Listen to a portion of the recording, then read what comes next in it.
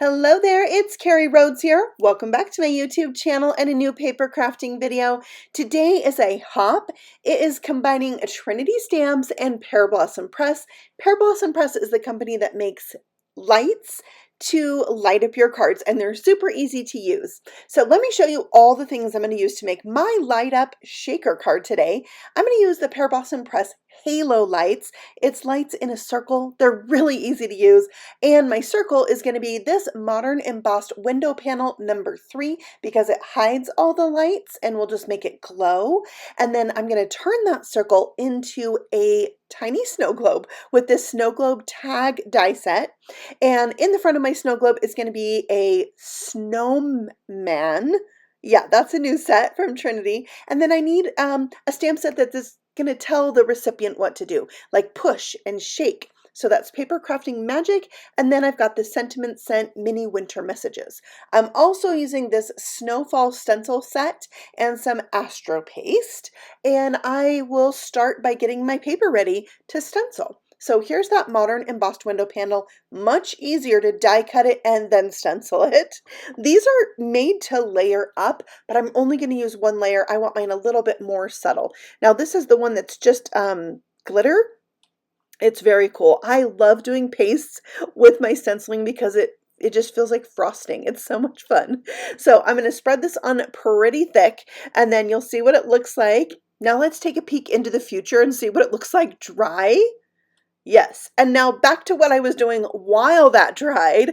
I stamped out my images that I wanted for my card. So on the front, I am going to have the little snowman, and also in that set of snowman gnomes is this tree. So I'm going to have that be in like the background of my snow globe.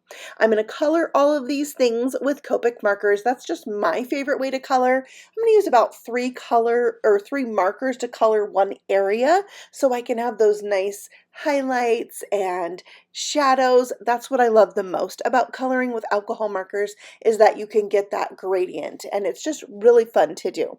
So I am doing a silver color for the pail on his head. I thought that was pretty fun. And then he's going to be just red and green. I tend to really go for traditional Christmas colors on a lot of my cards, but I do also love pink for Christmas. Anybody else love pink for Christmas? Let me know in the comments below. I tend to do a lot of pink for Christmas. So here you can see the marker caps are at the top kind of left-hand corner of your screen in case you're interested to know exactly what markers is she using there. You can see them there at the top of the screen. I'm a very simple Copic colorist. I'm not really one to kind of teach Copic coloring, except just tell you what I'm doing, which is I usually start with my darkest color and then blend it out with 2 lighter colors. And I kind of go with markers that go with each other. I also use the Sandy Allnock hex chart as like a reference for what markers go together. So if you haven't seen that before, you should go look up Sandy Allnock and find that. It's very helpful for Copic markers. I think she has the hex chart for other markers too, but yeah, check her out because she's the one to learn from. If you're going to learn from somebody, she has a ton of classes on watercoloring too and colored pencils, and yeah, she's an amazing artist. So here's my little snowman all colored up. I am gonna bring him to life, not with magic, but it's kind of magical when you add highlights from a white gel pen. It really brings things to life. I love that look. So if you haven't tried that either, you should definitely get a white gel pen. I use a Jelly Roll pen. I like size 8, but I also like the 10 if you have bigger images. So there's my 2 cents about that. Now for the tree, I'm using the same green markers I used on the little scarf, and I'm just keeping the darkest part under where those layers are and then blend it out with my lighter colors. For the kind of sky around the tree, I'm bringing in B00 and I'm coloring where I'm like in little loopy circles. So I'm leaving white areas, and then I'm going to come in with a darker marker, B93, and I'm doing the same thing, leaving some lighter areas, leaving some white areas, and just creating what I think would kind of look like a snowy backdrop. And yeah, it looks crazy. I know. Yes, but just keep going. And then once that's done, you bring in your white gel pen again, or you could do splatter, and you put snowflakes or dots all over the tree, all over the sky, and just fill in that area. And then you have this kind of snowy scene. And once you have the snow globe in front of it and you can't see the edge of it, it looks so much better. Okay, so next it's time to die cut out our snowman. He's darling. I couldn't decide about the nose, if I should have made it a piece of coal or not. You tell me, what other color could I have done the nose?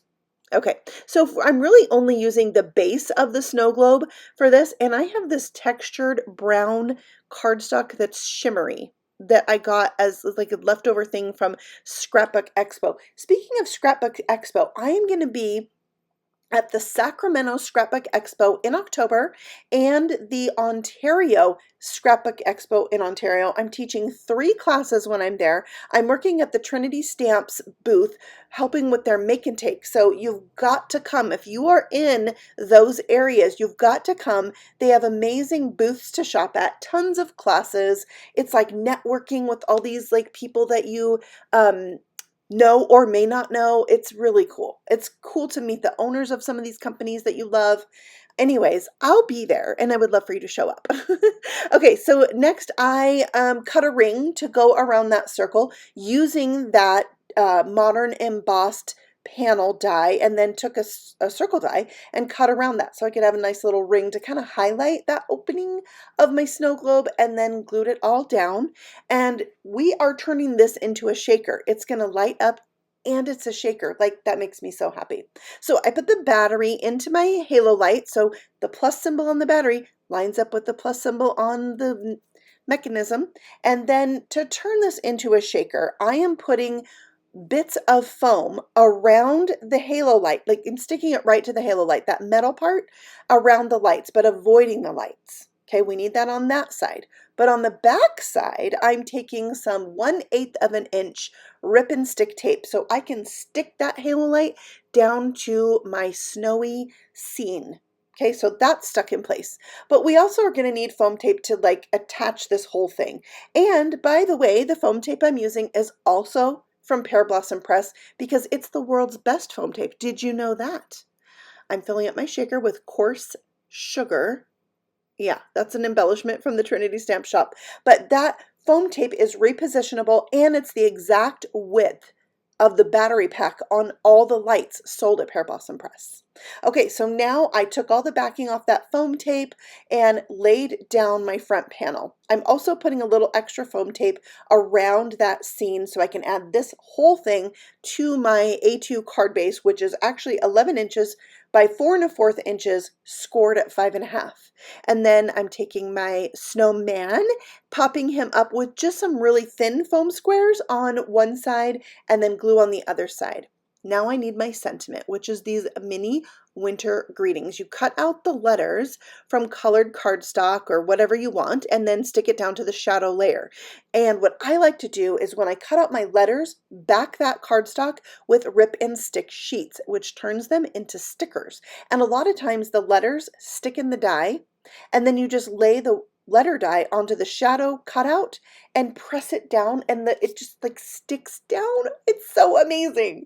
Okay, I am bringing in one of my favorite, the Friesen Family stamp set. I'm not using that row of snowmen, but there's a ton of snowflakes in there, and I wanted those to accent my card. So I stamped and cut out 5 snowflakes. 2 are a little bit bigger, and then the rest are smaller. So I can make like these little clusters. Actually, I think I did 6 snowflakes. Yeah, whatever. You can see it on the card. All right, so I have my paper crafting magic set I'm using next to stamp out the word push and the word shake. And yeah, this card is busy. And you know what? That's how I like it.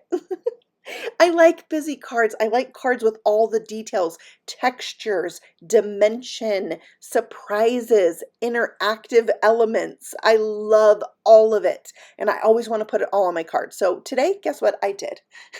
It's got a shaker. It's got a light up. It's a snow globe. Oh, it's so much fun. But I couldn't leave the inside of the card alone. No. So I took this slimline hill die and I cut out a little portion of that to make like a little slope for this snowman to sled down on the inside of my card, but I couldn't leave it alone. Nope, it's going to have a surprise inside. So from the Paper Crafting Magic set, I stamped surprise inside right behind my little sledding gnome. And then from our gnome to yours, which is in that same snowman stamp set. Okay, remember that hill? I am putting extra pieces of cardstock on 3 sides to give it a little bit of a lift. And because it has a little bit of a lift on 3 sides and no adhesive in the middle, I can put my surprise inside, which is a gift card. But guess what? That's not the actual gift card. I always put the real gift card in when I actually send the card. And let's be honest, sometimes I don't actually send my cards. I've heard a lot of card makers say that lately. I think we should do something about it. I have a problem. I give away a lot of cards to people who actually send them though, so that should count for something, right? So that is my light up card today featuring stamps and things from Trinity Stamps. I think Trinity Stamps and Pear Blossom Press have such a great relationship. I love pairing the two together. Trinity actually has a lot of things they've created to work well with the lights. So check out the shop and the other stops on the hop for even more inspiration and ideas for Pear Blossom Press lights that's going to inspire you. If you're new here, feel free to subscribe and I'll see you on the next video. Happy stamping! Bye!